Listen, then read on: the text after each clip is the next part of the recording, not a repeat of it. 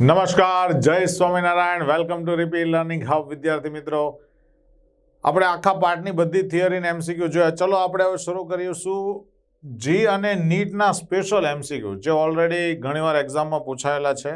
તો શરૂ કરીએ જી નીટ સ્પેશિયલ. મિત્રો, લેંગમ્યુર અધિશોષણ ક્ષમતા બી કઈ ધારણા વડે મેળવી શકાય છે? નંબર 1, અધિશોષણના સ્થાન એક સરખી ક્ષમતા અને અધિશોષિત કરવાને બદલે હોય છે. સીમિતતા પ્રમાણે અધિશોષણ ઉર્જા બદલાતી રહે છે. અધિશોષિત થતા અણુ એકબીજા સાથે પ્રક્રિયા અનુભવે છે. તો એને માટે આ મિત્રો સૌથી યોગ્ય આ છે, અધિશોષણ બહુસ્તરીય છે. આ લેંગમ્યુરે જ્યારે સમીકરણ તારવ્યું ને ત્યારે આ સમીકરણની પહેલી જ અભિધારણા હતી અણુગતિવાદનો સિદ્ધાંત.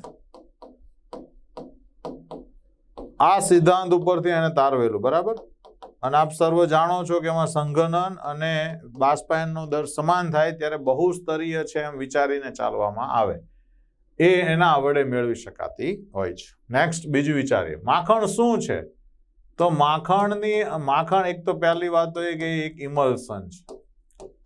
હવે ઇમલ્સનમાં પાછા બે વસ્તુ હોય, એક હોય વિક્ષેપિત કલા અને બીજું હોય વિક્ષેપણ માધ્યમ. તો વિક્ષેપણ માધ્યમ અહીંયા તેલ છે માખણમાં અને વિક્ષેપિત કલા પાણી છે. તમે જોજો, માખણ ભરેલા વાટકામાં તમે થોડુંક ત્રાંસો કરો તો 1 ચમચી જેટલું પાણી નીકળે, પાછું મૂકી દો, પાછો ત્રાંસો કરો તો પાછી 1 ચમચી જેટલું પાણી નીકળે. મતલબ પાણી એ શું છે? વિક્ષેપિત કલા છે. એટલે આપણે એને એમ કહી શકશું કે પાણી તેલ ઇમલ્સન. આ શું છે? તેલમાં પાણી છે. ચાલો નેક્સ્ટ, અધિશોષિતનો જથ્થો x અને અધિશોષકનું વજન m હોય તો x/m એટલે શું થયું?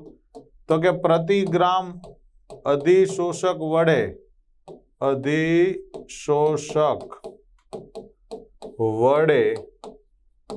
થતું અધિશોષણ આવ્યું. રેડી?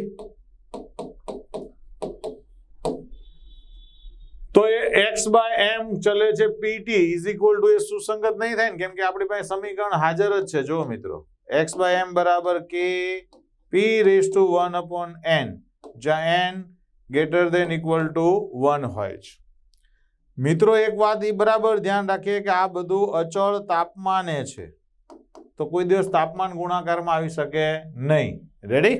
ચાલો નેક્સ્ટ લઈએ. ભૌતિક અધિશોષણ માટે કયું ખોટું છે? ખોટું વિચારવાનું છે. તો તાપમાનના વધારા સાથે વધશે એ ખોટું લાગે. જો ક્ષેત્રફળ વધવાની સાથે વધે સાચું છે. ઉષ્માનું મૂલ્ય ઓછું છે, પ્રતિવર્તી છે, આ બધા વિધાનો સાચા છે. આ વિધાન એકદમ ખોટું છે. નેક્સ્ટ, ફ્રુન્ડલીચ અધિશોષણ ક્ષમતા બી કયું? હમણાં જ આપણે જોયું કે Kp⁻1/n. આ n ની વેલ્યુ શું છે? જો 1/n નું મૂલ્ય પૂછ્યું છે ને 1/n less than equal to 1 અને 0 ની વચ્ચે હોય બધામાં. ઓકે, ચાલો નેક્સ્ટ લઈએ મિત્રો, લાયોફિલિક કલીલ. અહીંયા મિત્રો લાયોફિલિક કલીલ સોલના રક્ષણની ક્ષમતા ગોલ્ડન નંબરમાં આવે. યાદ હોય તો આપણે ગોલ્ડ નંબરનો ટોપિક ભણી ગયા. અંધારામાં રાખેલ કલીલમાં પ્રકાશનો થંભ આપાત પ્રકાશની દિશાને કાટખૂણે જોવામાં આવે તો આ અસરને શું કહેવામાં આવે? તો કે ટિન્ડલ અસર કહેવાય. રેડી? ચાલો નેક્સ્ટ, હેર ક્રીમ એ પણ એક પ્રકારનું ઇમલ્સન છે. શું છે? ઇમલ્સન. હાર્ડી અને સુઝના નિયમ મુજબ આયનની ઉર્ણન પ્રબળતા એ કઈ રીતે વધે? હજી ખોટું છે અહીંયા. તો મિત્રો, એ ઉર્ણન ક્ષમતા જે છે એ વીજભારના વધારાના સમપ્રમાણમાં છે. રેડી? વધે કેમ છે? તો કે વીજભાર જેમ વધતો જાય તેમ. એટલે આપણો જવાબ થશે ચોથો. રેડી? ચાલો નેક્સ્ટ, કલીલનો કયો ગુણધર્મ કલીલના વીજભાર પર આધારિત રાખતો નથી? સ્કંદન સંચલનમાં વીજભારની જરૂર પડે, અભિસરણમાં પણ જરૂર પડે જ્યારે આપણે વિદ્યુત ડાયાલિસિસ કરતા હોય ત્યારે. ટિન્ડલ અસર જે છે એમાં કોઈ વીજભારની જરૂર પડતી નથી.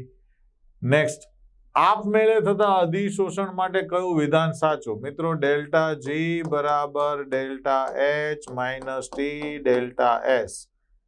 આપમેળે થવા માટે આ પણ નેગેટિવ હોવું જોઈએ આ પણ અધિશોષણમાં નેગેટિવ હોય અને આ પણ નેગેટિવ હોય, મતલબ બધા જ ઋણ હોવા જોઈએ.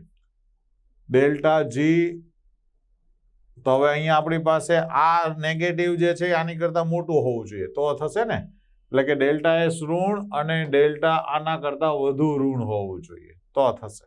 રેડી? ચાલો નેક્સ્ટ. કઈ કલીલ દ્રાવણના શુદ્ધિકરણ માટે ઉપયોગી છે?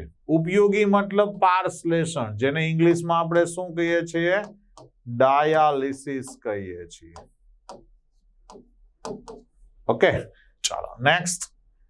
FeCl3 નું દ્રાવણ સાંદ્ર NaOH સાથે નાખીએ તો શું થશે? જો FeCl3 ને તમે NaOH સાથે મિક્સ કરો મિત્રો, એટલે પહેલા તો આમાંથી FeOH3 નો અવક્ષેપ બને અને આ અવક્ષેપ જે છે એ OH- નું અધિશોષણ કરે, મતલબ કે ઋણ વીજભારિત કલીલ બનશે. સમાન છે ને OH અને OH.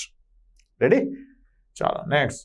અધિશોષણ સાથે સંકળાયેલી હોય તો એવું કયું છે? તો મેં હમણાં જ તમને ચર્ચા કરી મિત્રો કે ડેલ્ટા જી બરાબર delta H minus T delta S માં આ પણ નેગેટિવ, આ પણ નેગેટિવ અને આ પણ નેગેટિવ હોવું જોઈએ.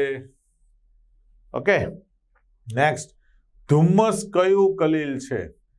ધુમ્મસ એટલે હવામાં પ્રવાહીનું નિક્ષેપણ. બરાબર, તો વાયુમાં પ્રવાહી કહી શકાય. નેક્સ્ટ. આર્સેનિયસ સલ્ફાઇડ મિત્રો AS2S3 એ પોતે કેવો સોલ છે? તો કે નેગેટિવ સોલ છે. હવે અહીંયા આપણને બધાના સ્કંદન મૂલ્ય આપેલા છે. આનું 52, આનું આ. તો તમને બધાને ખબર છે કે સ્કંદન મૂલ્ય જે છે એ એના જે વીજભાર જે છે એના વ્યસ્ત પ્રમાણમાં, જેટલો વીજભાર વધુ એટલું સ્કંદન શક્તિ.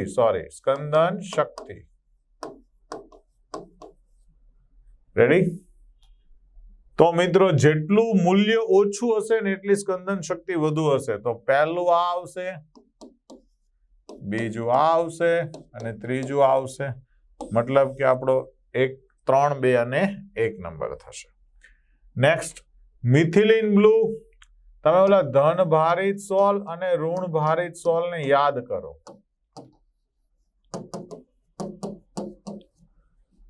તો આની અંદર ઓક્સાઇડ આવતા હતા, તો આમાં ધાતુ અને ધાતુના સલ્ફાઇડ આવે છે. યાદ આવે છે? આમાં મિથિલિન બ્લુ જેવો, તો આમાં કોંગો રેડ આવે છે. ઇયોસિન પણ આવે, આમાં હિમોગ્લોબિન પણ આવે ને TiO2 પણ આવે. જ્યારે આની અંદર માટી, ચારકોલ વગેરે વગેરે બધા આવે છે. તો મતલબ આ બંને કેવા થશે? ધન થશે. રેડી? ચાલો નેક્સ્ટ. કયું સોલ છે ને કયું ઇમલ્સન છે? મિત્રો પેઇન્ટ જે છે એ સોલ છે, આ છે એ ઇમલ્સન છે. આ સહી જે છે એ પાછું સોલ છે, તો આ પણ સોલ જ છે. આપણો જવાબ આવી ગયો. નેક્સ્ટ. દૂધ અને ચીઝ. દૂધ મિત્રો ઇમલ્સન છે, જેમાં બંને પ્રવાહી છે. વિક્ષેપિત કલા તરીકે ચરબી છે, ચરબી, અને વિક્ષેપણ માધ્યમ તરીકે પાણી છે. જ્યારે ચીઝ જે છે એ જેલ પદાર્થ છે, એટલે ઇમલ્ઝન અને જેલ એવું બોલી શકાય. નેક્સ્ટ. હાઇડ્રોફોબિક સોલના સ્કંદન માટે કોનો ઉપયોગ નથી થતો? તો વારંવાર ડાયાલિસિસ એનો ઉપયોગ કરી શકાય નહીં. રેડી? તો મિત્રો આ સાથે જ અહીંયાના સેશનના તમામ MCQ સમાપ્ત થાય છે. ફરી પાછા મળીશું. જય સ્વામિનારાયણ.